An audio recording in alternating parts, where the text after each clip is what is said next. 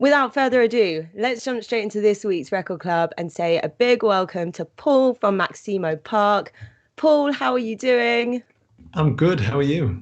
I'm good. I'm good. I've already congratulated you on probably having the best background that any of our guests has ever had for the Record Club. This is the most ridiculous. This is your collection, isn't it?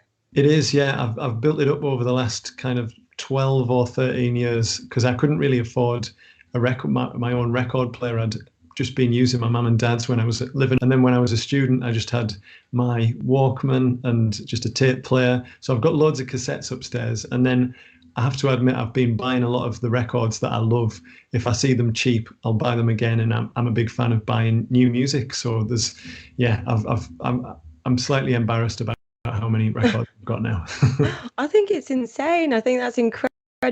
Did you add any to your collection before you'd even bought your vinyl player, your record player? Yeah, I mean, I'd because my mum and dad had a record player. I remember buying one at my old school's jumble sale, just popping along and buying Talking Heads, Stop Making Sense soundtrack, and it was like £1. So if I ever saw anything really cheap, like there was a Middlesbrough record fair, and I bought My Bloody Valentine's Loveless for I think it was just £10 or something like that. And I mean, I'm not somebody who sells the records really, but it's worth more than that now. Let's put it that way. And yeah, I had maybe, I don't know, 20 or 30 records. And when we signed to Warp Records, I managed to get quite a few from their vaults of really interesting stuff because I'm a big AFX Twin fan and that kind of music. So yeah, I sort of started chipping away, and as soon as I could afford vinyl, I would buy it. And I know that they go all the way like down to the floor and you've got the shelves up to the ceiling. Is there an order to this? Are Oh, they just Oh This yeah. this is purely alphabetical, and as well as enjoying sorting things out. In another life, I'd have been a librarian, I think.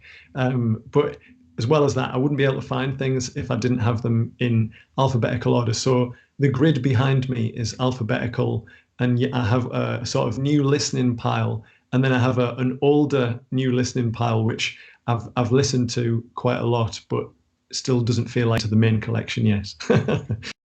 Honestly, I'm like in awe. How often do you get to play them? Is it like your evening activity? It is. I mean, I play records as soon as I get up. I put a record on, or I put the radio on, and I love listening to the radio as well, and listen to all sorts of different things, and hoping that you'll find something new that you like. And during lockdown, actually, I've been doing this thing on the Maximo Park. My daughter has been picking out a record at random. I'll just say, which way do you want me to walk? How many, number between 1 and 6, and I'll pick one of the six out of the grid, and she'll just tell me when to stop. And that's how we find out what we're going to listen to at tea time in our house. And because this is actually my dining room. I would turn the camera around, but it's my mundane dining room and a record player on the other side. So Honestly, we don't want to ruin the illusion. I know yeah, you've got the setup. absolutely. And I'm a bit of a teacher's pet, and I've worn for the first time a shirt with actual vinyl on it, which hopefully I was gonna try and wear when we played live, but that's going to happen hopefully later this year. And so now I'm just looking for any excuse to dress up and get my fancy hat and shirt on. Literally, I was going to say, at least we get the privilege of you breaking it in right here on the Record Club.